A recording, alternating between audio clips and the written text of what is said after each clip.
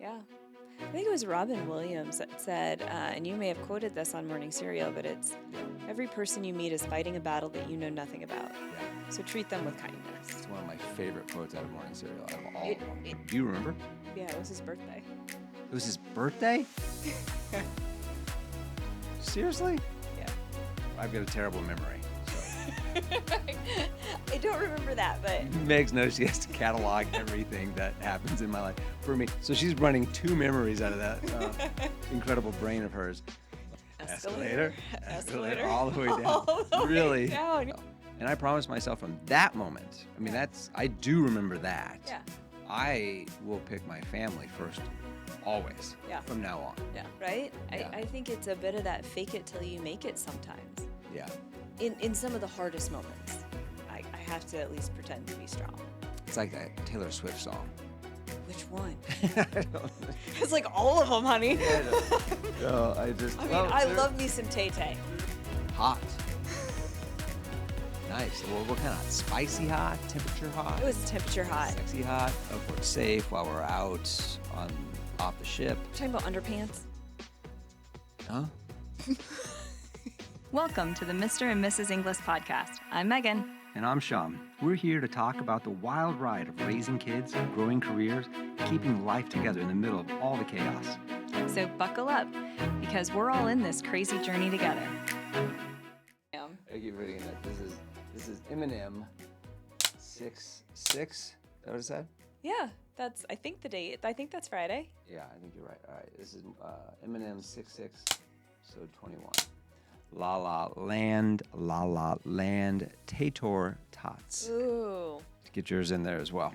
Tater tots. Yep. Well, welcome. It's welcome everybody. It's not a weekend for us. We usually try to do this on the weekend. We do. Nor is it really late at night or really early in the morning. It is like a nice, hey, we just finished work for the day. Yep. So we're still fresh. Kind of. You know, but we're not just waking up, drinking our coffee. Yeah. Nor are we sipping alcohol because it's, Yeah, we've been nice and lubed because we've been working all day long. Yeah. And yeah, we're not inebriated because we're drinking water today because we got soccer tonight and a couple other activities. Yeah. So I don't know if it's at our best though. I mean, I've been staring at a computer screen all day. You know when you, maybe you don't do it as much because you're in meetings so much, but you are staring at people. Oh yeah. But it's like when you have like a flashbang in your eyes and you can see, like the sun, like after you look at the sun accidentally. Yeah. Not that I stare at the sun often. Yeah, I hear that's actually bad for you. Ironically, it causes retina damage. I can confirm it is bad for you, not through personal experience. But I feel like I've got that because I've been staring at this computer all day. I've been in Excel, I've been doing accounting stuff. So. Oh, your favorite. I've been catching up on books for the companies. So I am just a little bit like, I got to pull out of that. You know what I mean? Because you're just so into the numbers and, debits and credits. And now I'm back into, personality again. I know. T accounts and personality. They're kind of at odds with each other. Yeah, oftentimes. yeah. No offense to any of the accountants that are listening. Oh, no. Yeah. Being a CPA is a great skill. It is. Everybody, I mean, I don't even know what to say about that. I know a lot of great accountants. You work with a bunch of great accountants. I work with a ton of accountants. Yeah. And it's funny because even they will be like, yeah, but I'm not a traditional accountant. I'm more of a... It's kind of an inside joke with accountants though, right? It's like there's certain professions that you're like, oh, your personality type fits perfect for that profession. Yes. Right? Yeah. And accountants are one of those that kind of fit into that. Yeah. Which, to your point, you work with some accountants that are like, but I'm not the typical accountant. But I'm not that kind of accountant. In fact, they're all pretty quick to say that. Like, that's funny. Oh, so maybe we are offending the accountants then.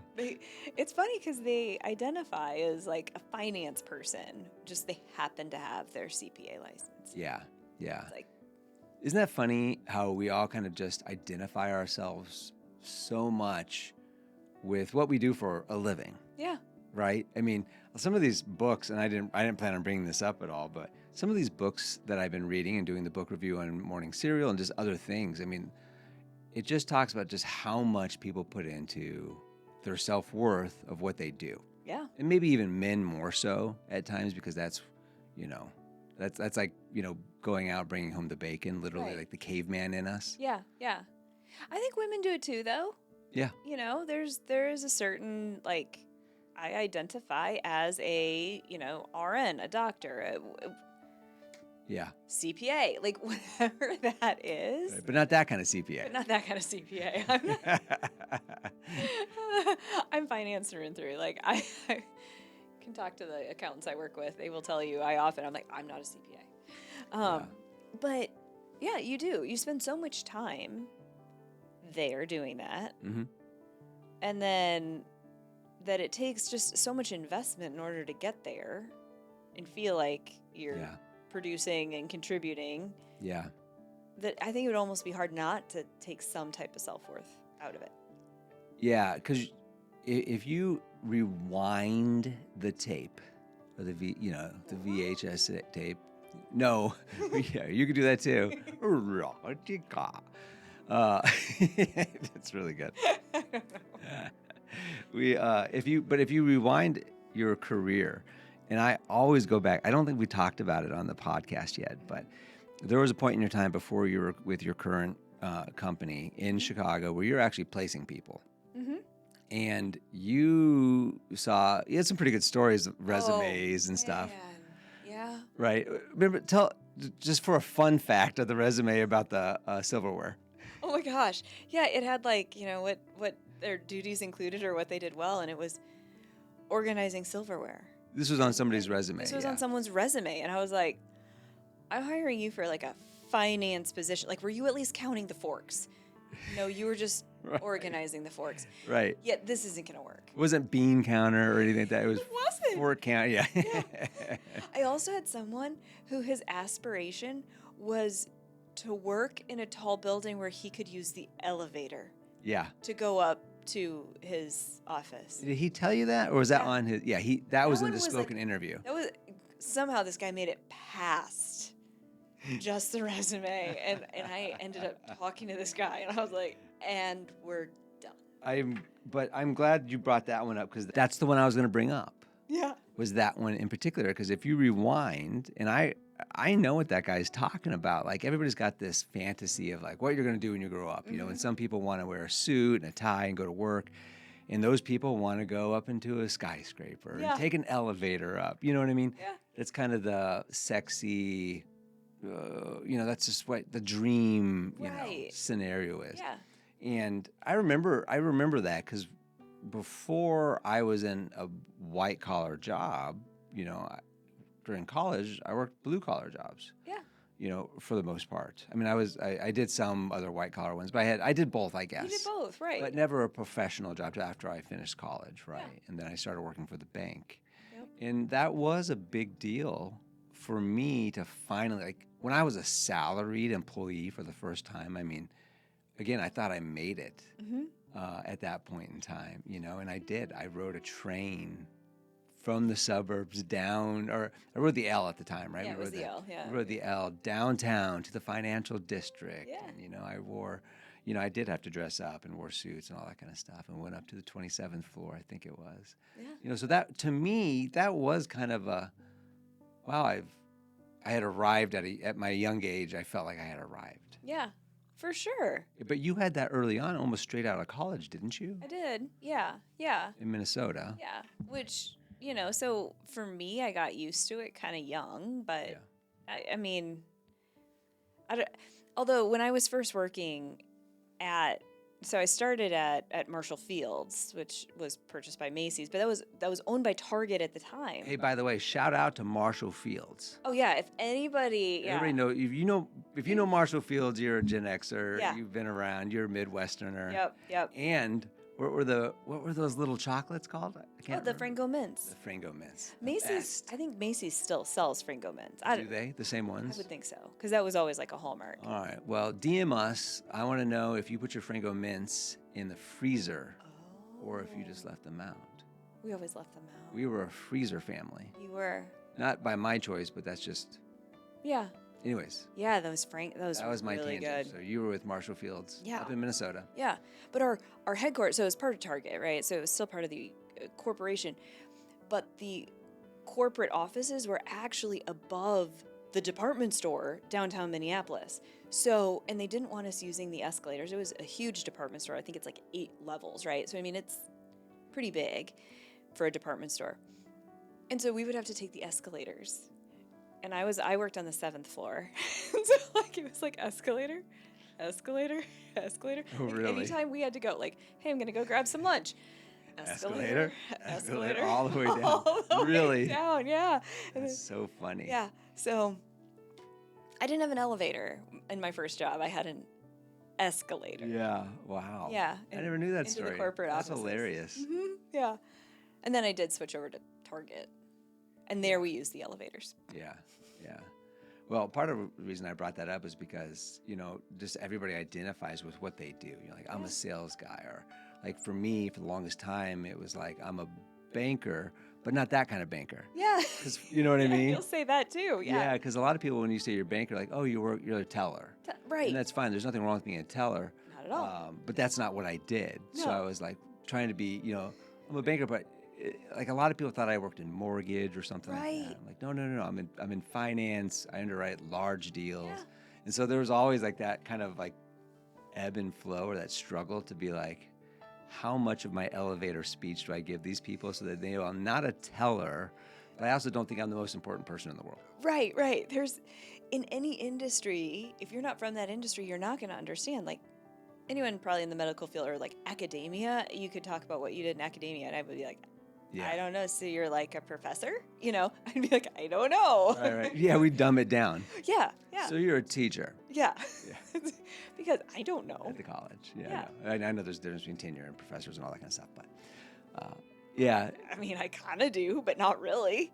You're right. Yeah. We pretend we do, but yeah, you're a teacher that, I don't know. I guess the point there was just that, everybody identifies, and it's just such a big part of our lives. Yeah.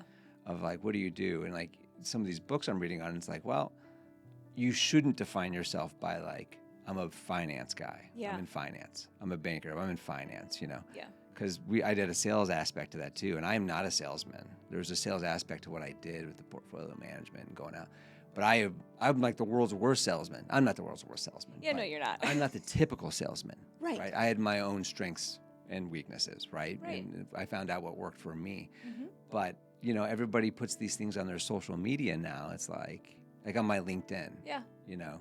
I think I said something like, at some point it said something like finance expert, but Gen X dad, or Gen X, or husband and Gen X dad, so all these like little words that we're all trying to use to define like who we are over 50 years of life. Yeah. I don't know where I'm going with that. It's kind of out there right now, but everybody gets that midlife crisis. Like, what the heck am I, and what have I been doing? Yeah. 'Cause I'm almost done Because doing. I'm getting to the end of doing. I don't know how that works, but yeah, I'm gonna go with it. Yeah. Yeah. But I think it changes too. So like, I talked to someone just this weekend. She was telling me, she's like, I've had 9 careers, and I was like, wow. I've always kind of stayed in the same one. You've had a couple different, where it was like entrepreneur, banker. Like maybe you could say you've had 2, but it's like I had one primary. I've been in one finance. primary, and banking, but it overlapped with my always trying to be entrepreneurial. exactly. And so Fails and successes of that. fails and successes of anything in what people do for a living, right? Yeah. It was just, it was so interesting because I was like, it was, as I was listening to her, I was like, I wonder what she defines herself as. Like, I didn't have a whole lot of time to really get to know this person. Yeah. All I know is that she loves what she's doing now. She's a life coach. But it's like, does she identify herself as a mom or a grandmother or, whatever? I don't.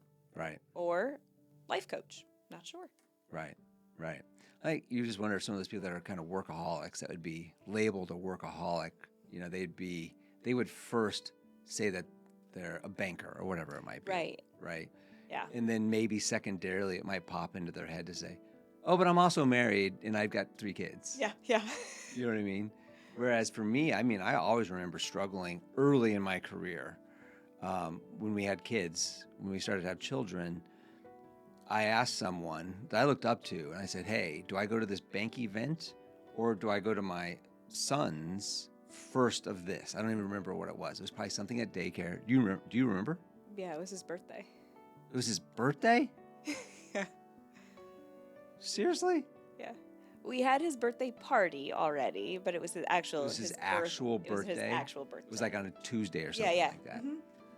And so I was going to be gone at a bank event for the whole day. Was I gone for the day? I can't remember that. See, part. this is everybody. I've got a terrible memory. So I don't remember that, but Megs knows she has to catalog everything that happens in my life for me. So she's running two memories out of that incredible brain of hers.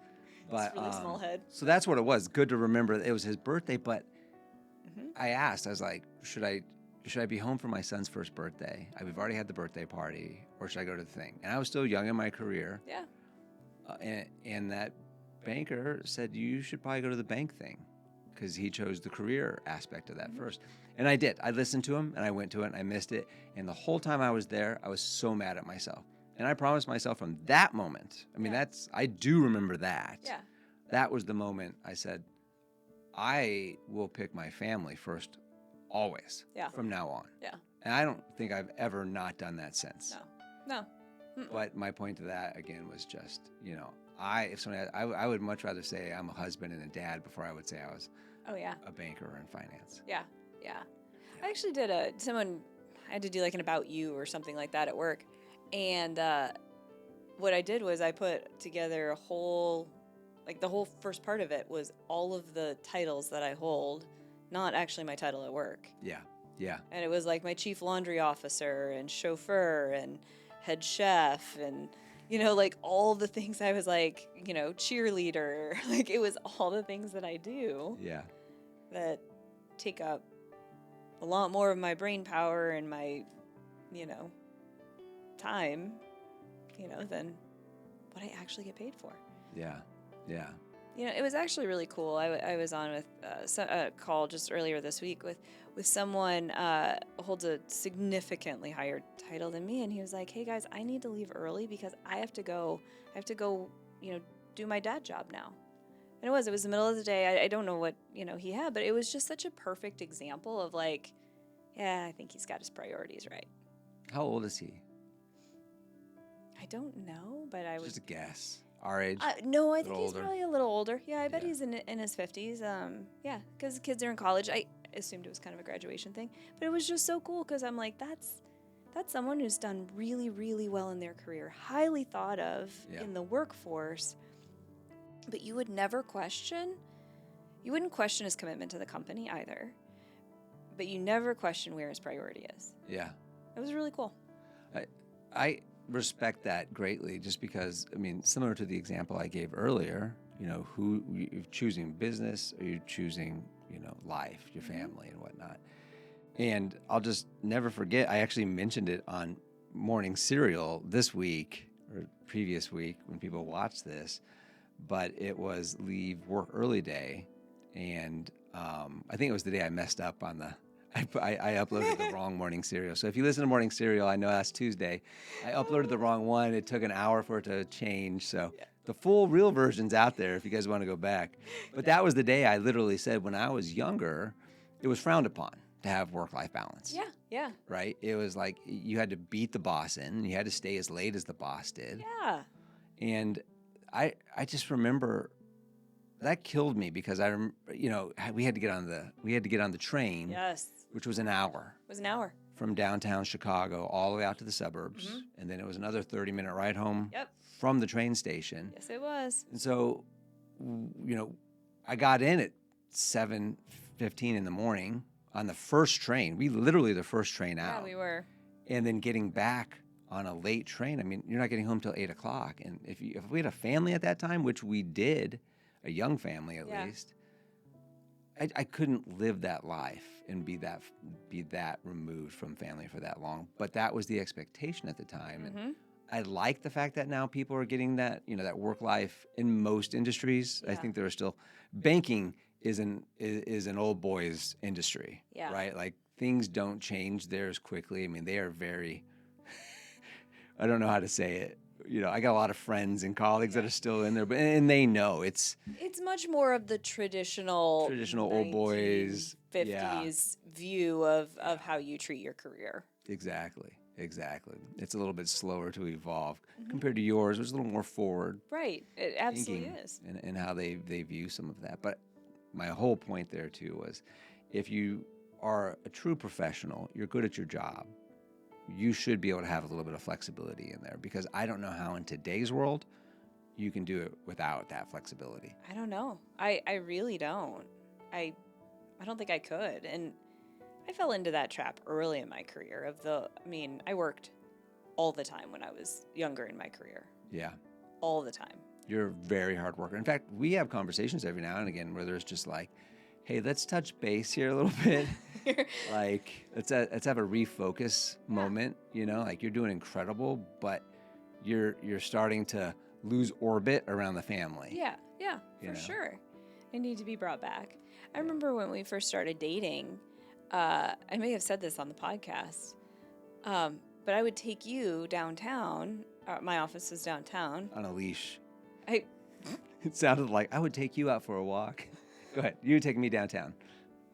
You take me by the hand. I'd take you by the hand. Take me. I would drop you off at the bars, and then I'd go into the office. The bars. Yeah, because you go out with some of your colleagues. This is Minneapolis? This is in Minneapolis. Yes. Yeah, and I would drop you off with friends. We weren't married yet. We were not. And I would go into the office, get some work done on a Saturday night, and then you'd call me and be like, hey, I'm ready. You can come, get me. I'd be like, okay. And all your friends were like, she's totally cheating on you. You're like, no, she's not. She really is probably working. I know her well enough. And I was. Man. I was sitting alone in a cubicle, typing away. Yeah. You've always had that. You have that today. You are a great worker. Anybody that has you as an employee is blessed to have you as an employee, because you dedicate.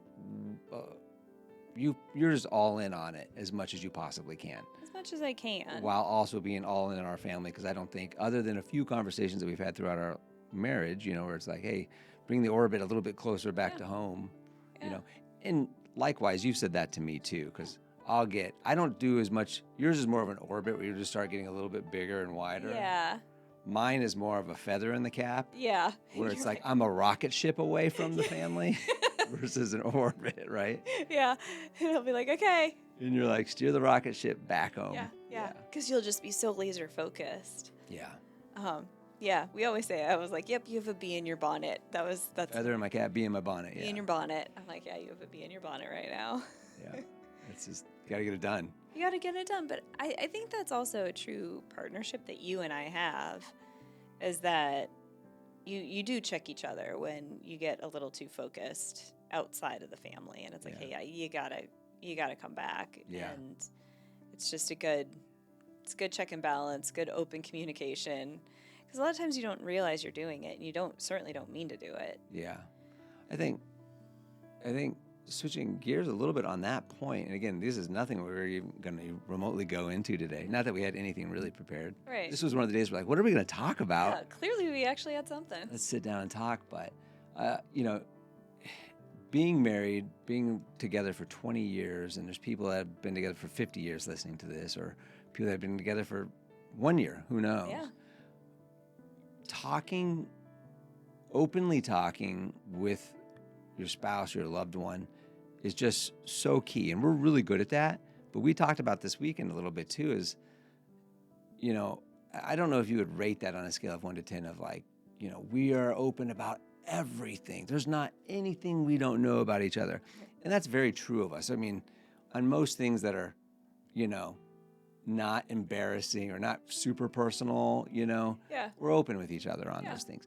But there is some level, I think, that's still, even with us, as close as we are, like we just don't go there. Yeah. Sometimes. And, whether that's A, B, or C, if that's insecurities or just embarrassment or whatever it might be. To me, that's interesting that as close as we are, there are still some of those just dark, and they're not secrets, but they're just those, how would you explain that? I would say they're more like insecurities that you don't necessarily voice. Like, Yeah. Those dark corners of your brain. That it's like, I don't like sharing that at all. Like as raw as I can be. Like it's just an insecurity. And what's probably ironic is that we know it about each other. Like like you probably know it about me. She's super insecure about that, but she just doesn't talk about it. Yeah. Don't you think we should though? Well, sometimes it's not that we don't. It's just sometimes See, we that's don't share it all the time. It's I think that's a personality and a family thing. Oh, I think so, right? For sure. Just shook the whole table. I hit the microphone. I just gave everybody a little bit of motion sickness there. Sorry about that. I talk with my hands too much. I'm a very handsy talker.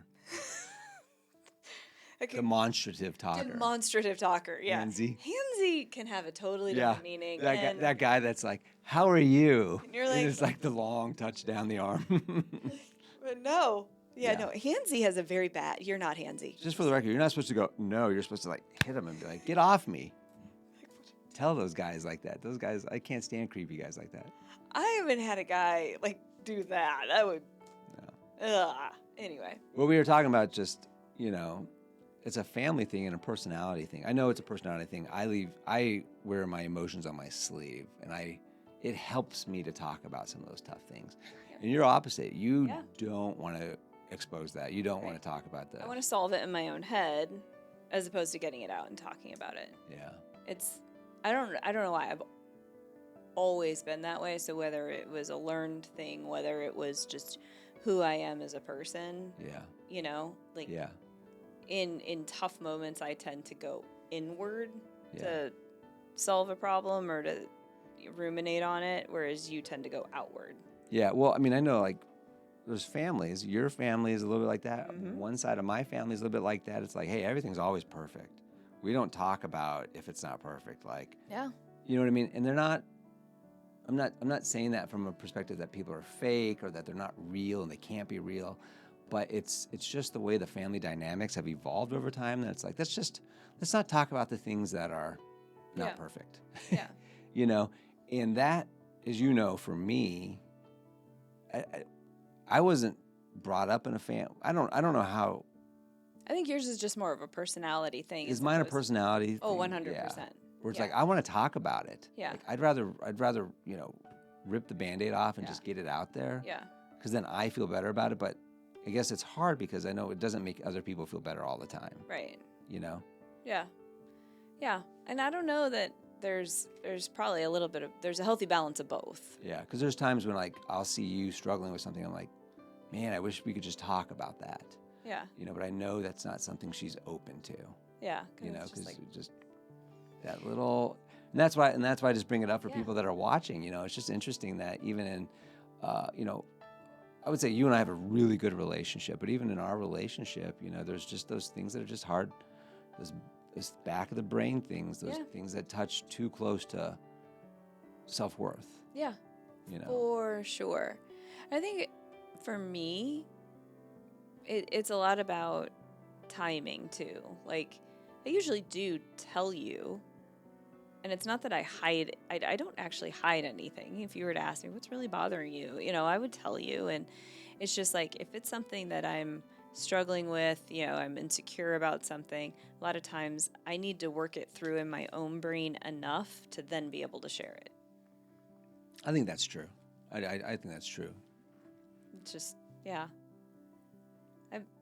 kind of always been that way. Yeah. That's probably true of everybody, too. There's times when I'm like, not ready. Like, I'm still way too raw. This is still way too raw. Like, can we give it a hot minute? And I've been getting better about telling people that, too. Like, nope, it's not yet. Yeah. So, I don't know. Humans are just interesting.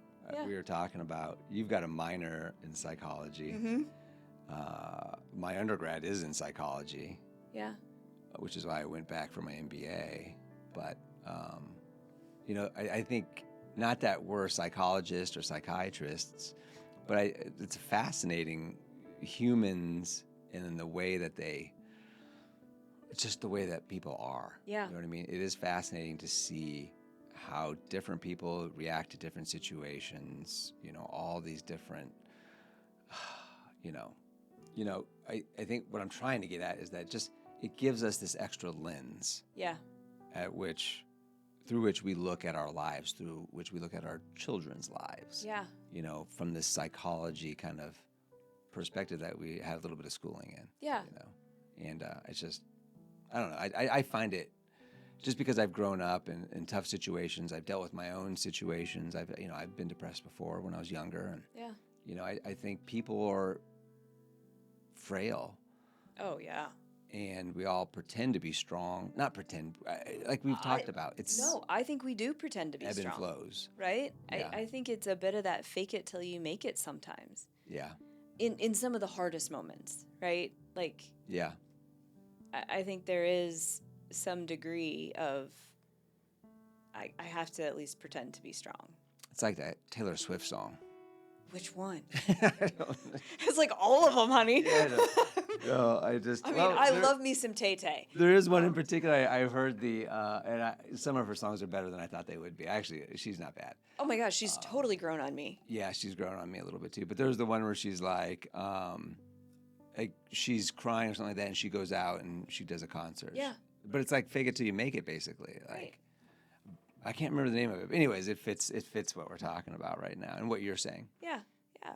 I think there's something to that. Tay-Tay's got it all down.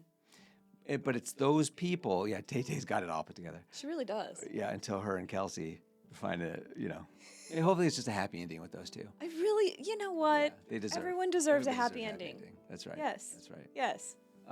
But maybe to sum this whole thing up, we get out of less deep Yeah. topics here. But when you find yourself opening up to people about that, that's what brings you close. Yeah. Right. And that's why we were able to get so close, because we have opened up so much. And that's why you're so close with your children, because you've shared everything with them. Right. From an age, and your friends are like that too. Right. You know what I mean? And best friends are like that, where you've just shared so much and they know so much about you. Mm-hmm. And those relationships are so great to have. Yeah. And they're hard to come by. Yeah. I think it was Robin Williams that said, and you may have quoted this on Morning Cereal, but it's, Yep. every person you meet is fighting a battle that you know nothing about. Yeah. So treat them with kindness. It's one of my favorite quotes out of Morning Cereal, out of all of them. It really is, because everybody has baggage. Everybody has dark corners of their mind, whether they share them really openly, whether they share them with a small select group of people, or whether they choose to hold that close and only share it when they're ready. Yeah. Everybody has it, and everyone's carrying something. Because 9 out of 10, you're going to go through, if you go down the line of people on the sidelines or your friends at a party, and you could, shake, you could snap your fingers and they had to be real with you. Yeah. Like, how are things going in your life? Is anything, causing you trouble, or is anything causing you pain? 9 out of 10 of them would be like, oh my God, I am struggling with this, or Right. this is killing us right now. Yeah. But we all go to the sideline and we pretend everything's great Yeah. and everything's good, Yeah. and that's the way humans have evolved. Hey, it's Sappy stuff. but it's all life, right? Like it's part of the struggles, because then how do you show up in the midst of that really tough thing, still be a great parent, a great spouse, a great, if you work, a great worker, and like sometimes that gets to be a lot Yeah. to then carry it, and you're like, plus I have this whole other monster that I'm dealing with. Yeah. You got to get it out. We tell our kids that even good emotions and bad emotions, Yeah. if you don't let your emotions out, they can start to poison you. Yeah. Whether they're good or bad. It's like, I remember when I told my oldest this all the time. I remember being younger, when I was still living in my parents' house, and I didn't want to smile. I didn't want people to share or to know that I had a happy emotion at some point in time, like riding a roller coaster. Yeah. Right? Because so much at that point in time was so dark. Yeah. I almost didn't want people to know that I could have a moment that wasn't heavy. Right. Right. And that probably poisoned me a little bit, not letting those emotions out, good or bad. Yeah. I let plenty of bad ones out probably, which is good. But anywho, but my last point to that is, it's what makes us all human, and it's fun because like we went to that movie last night. We saw MI7 689. Final Reckoning. Final Reckoning. We're going to go with that one because I don't even know. Final Reckoning, and I'm sitting there watching the end of it, and I'm like trying, because our kids make fun of us when we cry in some of these movies that are emotional. They just pull emotions out of you. Which is why you watch movies. Yeah, human emotions. I love that that movies can do that. The good ones can do that. So I'm sitting there trying to like, great, and I'm the one who cry. I got made fun of because I cried, and you hit it better than I did. The girl next to me is sobbing.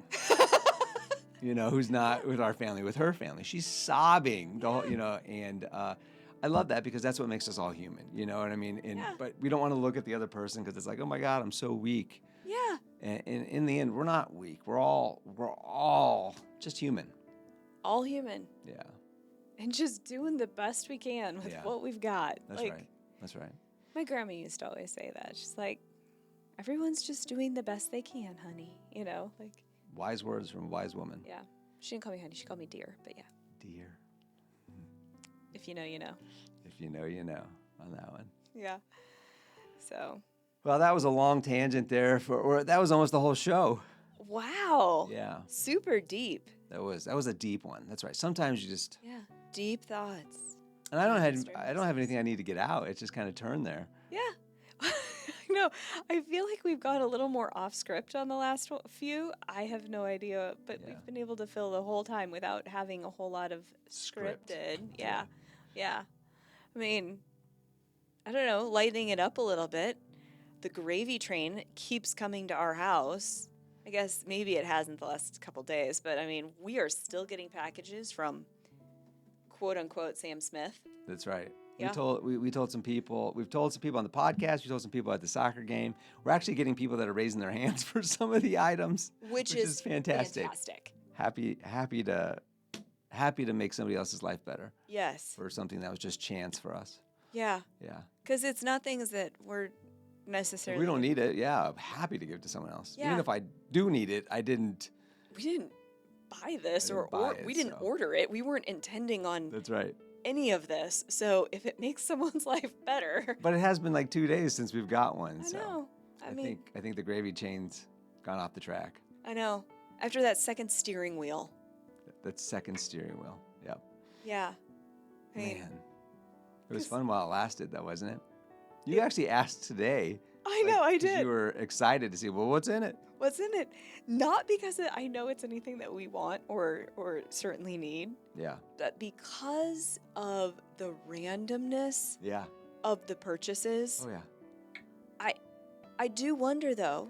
I took kind of a step back and I was like, I wonder if someone looked at our Amazon purchases, like if they were all going to someone else's house, like what they would say about us. Oh, that's a really good thought, yeah. Because I'm really curious because this person's Amazon packages or purchases really leave me scratching my head about his life. Well, I think they know we have a dachshund because we order a lot of stuff for that little dog. We do. We order toilet paper, so we're humans. Yeah, yeah. And we order paper towels. Paper towels, so we're messy humans. We're messy humans. Mm-hmm. It's some of the main ones that we do. Yeah, those are the ones that come on a consistent basis. I think the only thing I buy on there is the dog stuff. Yeah. I don't buy much on it anymore. Yeah. Occasionally. I've scaled back. Yeah. Oh. Socks for our children. Our boys in particular. One boy in particular. He just goes through socks. Wears holes in them left and right. It's because he doesn't wear shoes with them outside. Right. He also wears socks all the time. Yeah. So that's what it says about us. Yeah. That we're a regular all-American family. Yeah. Who really likes socks. The dog and 2.5 kids. Yep. That's what we are. Are you? Well, we have 3, but we probably shouldn't say we have 2.5. That's what we do. That's what we do. Well, that's probably I was just doing the average. Yeah. That's the average American. Yeah. No, that's not me putting down one of our children. So which one is the half? I think they know. Depends on the day. All right. Well, we're getting closer and closer to vacation, so we're trying to get that figured out. Yep. We've got most of the time for the dog sitting and the house sitting taken care of. Yes, which is fantastic. If you're in the area down here and you know us fairly well, raise your hand. We have a couple days that we need someone to come let the dogs hand out. Yep. Or if you know a really good dog Or if you sitter. know a really good dog sitter. Our dog sitter is getting married, so congratulations to her. We're super excited about that for her. Which means my mom is actually taking over a little bit of the dog Yes. sitting. She's happy to house sit, but the dog sit's a thing for her.